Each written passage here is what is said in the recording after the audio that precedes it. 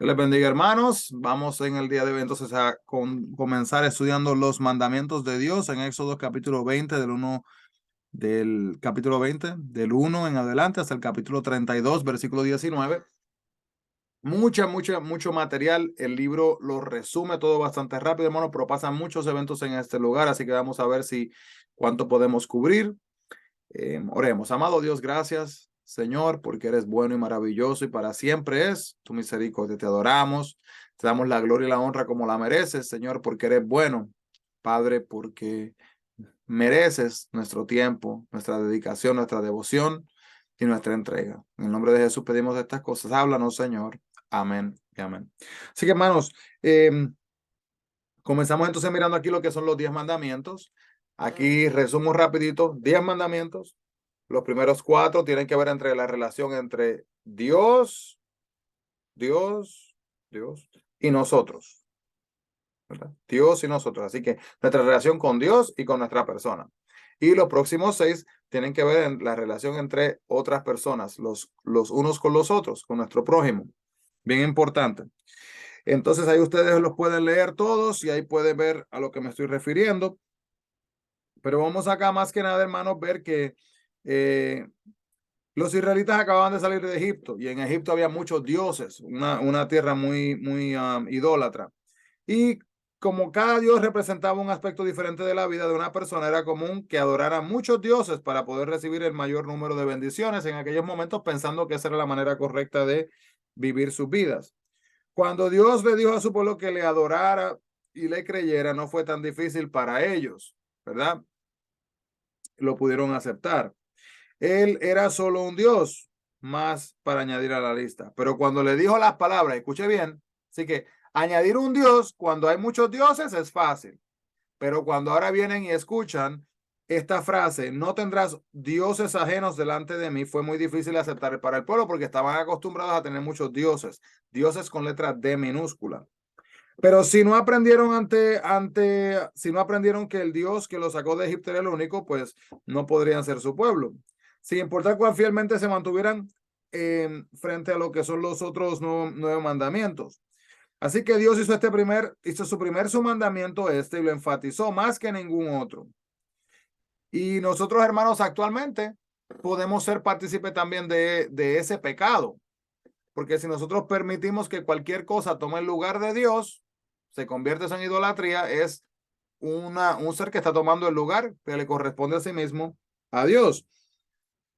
Entonces, eh, muchas veces nadie quizás comienza con el interés, por ejemplo, de convertir el dinero, la fama, el trabajo o un placer, ¿verdad? En algo que tome el lugar de Dios, pero muchas veces la búsqueda quizás de la identidad, seguridad y significado se basa en eso en vez de basarse en Dios. Así que tengamos cuidado, hermanos, con esto. El nombre de Dios es especial, ya que lleva su identidad personal y usarlo de manera frívola o en una maldición es tan común actualmente que no nos damos cuenta de lo grave que es.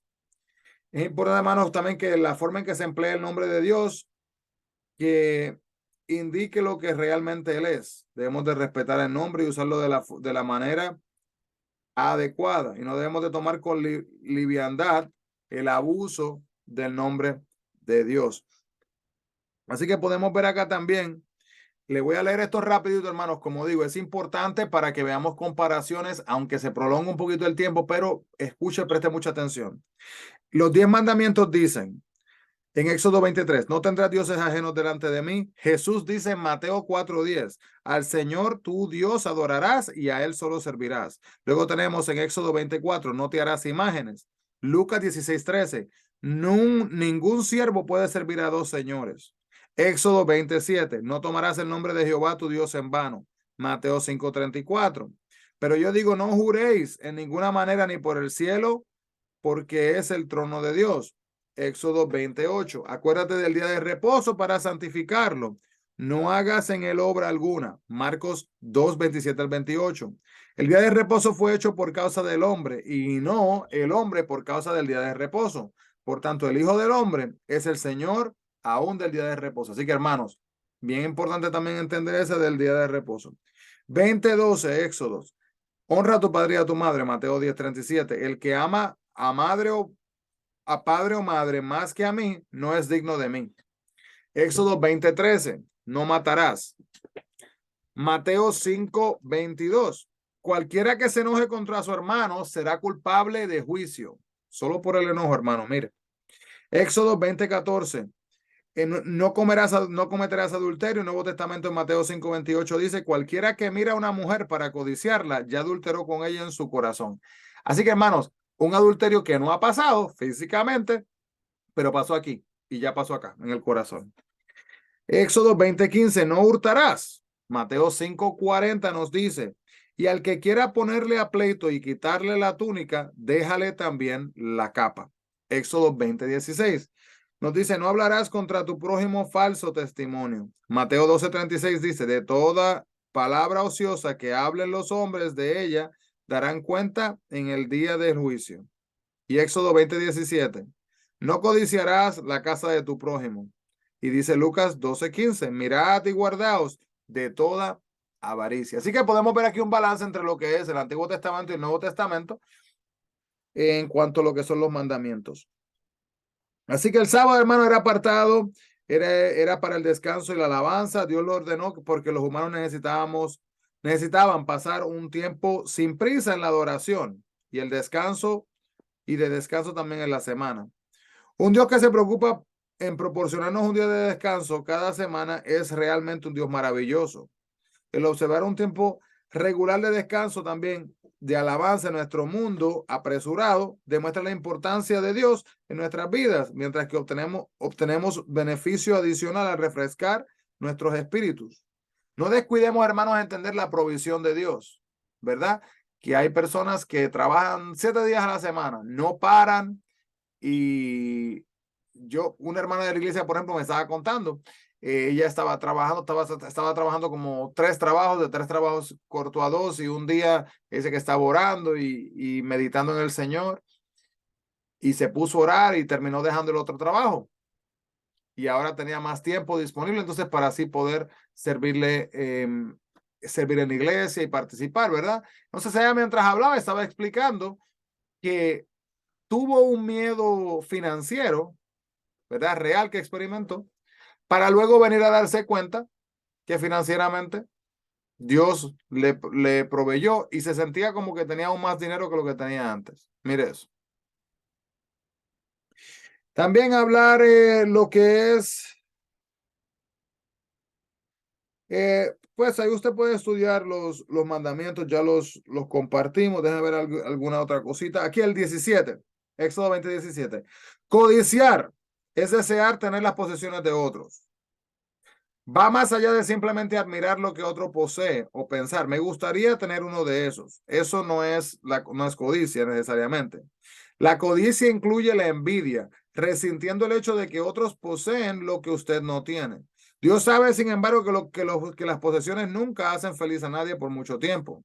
Solo son cosas temporeras, hermano, y por eso tenemos que enfocarnos en las necesidades, las cuales Dios no las suple. Cuando comienza a codiciar, trate de determinar si existe una necesidad más básica que yace detrás de esa envidia. Por ejemplo, puede envidiar el éxito de alguien no porque quiera quitárselo, sino porque tiene una necesidad más urgente de sentirse apreciado por los demás. Si este es su caso, hermano, pues vamos a orarle a Dios para que Dios le ayude a no tratar a la gente, ¿verdad? Con resentimiento, y para que Dios pueda suplir la necesidad que tiene usted. Bien. Vemos aquí en el versículo, capítulo 20, del 24 al 26, ¿por qué se dieron las instrucciones tan específicas en cuanto a la construcción de lo que eran los altares? Tenemos que entender, hermanos, que el pueblo de Dios no tenía Biblia, ni muchas tradiciones religiosas de las que aprender. Entonces necesitaban saber exactamente lo que se esperaba para poder alcanzar a hacerlo de la manera correcta. Entonces Dios dio instrucciones específicas acerca de la construcción de los altares porque quería controlar la forma en la que se ofrecían los sacrificios. Quería evitar que la idolatría se mezclara también con lo que era la adoración hacia Dios. Y también él no permitió que las piedras del altar se cortaran o se moldearan en alguna forma. Ni tampoco permitió que el pueblo construyera un altar en cualquier parte.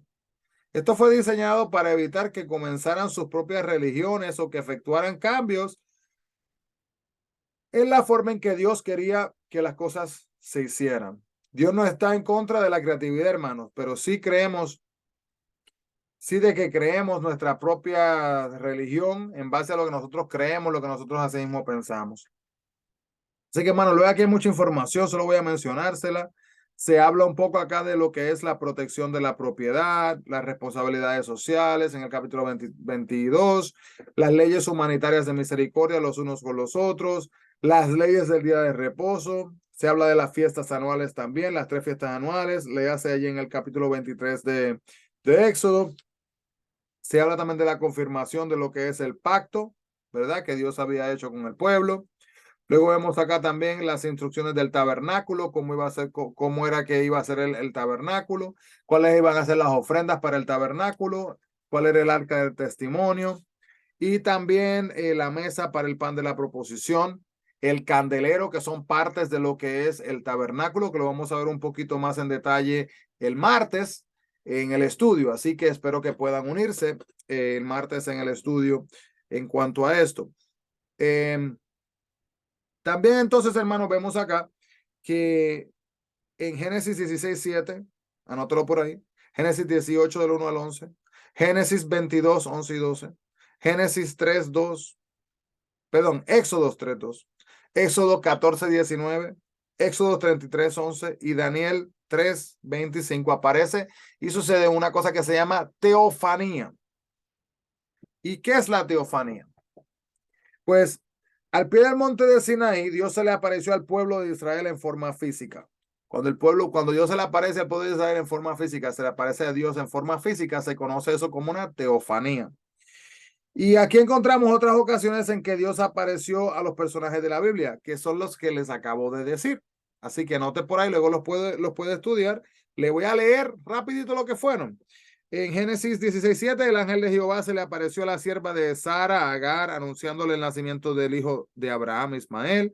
Luego Dios se le apareció también a Abraham, anunciándole el nacimiento de Isaac. También el ángel de Jehová se detuvo a Abraham para que no sacrificara a Isaac. También el ángel de Jehová se le apareció a Moisés como una llama en una zarza.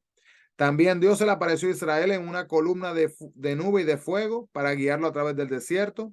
También Dios habló con Moisés cara a cara. Y también en Daniel 3:25, uno semejante hijo de los dioses apareció como en el cuarto hombre en el horno ardiente de Sadrach, Mesach y Abednego. Así que vemos el capítulo 16 también que se enfoca en más detalles sobre lo que es el tabernáculo, donde se habla del altar de bronce, el atrio, el aceite para las lámparas, las vestiduras de los sacerdotes, el efod, el pectoral, otras vestiduras sacerdotales, la consagración también de los sacerdotes antes de que pudieran entrar entonces a lo que era en el tabernáculo y lo que tenían que seguir. Luego se habla de lo que es el altar también del incienso, también el dinero de rescate. Disculpen acá.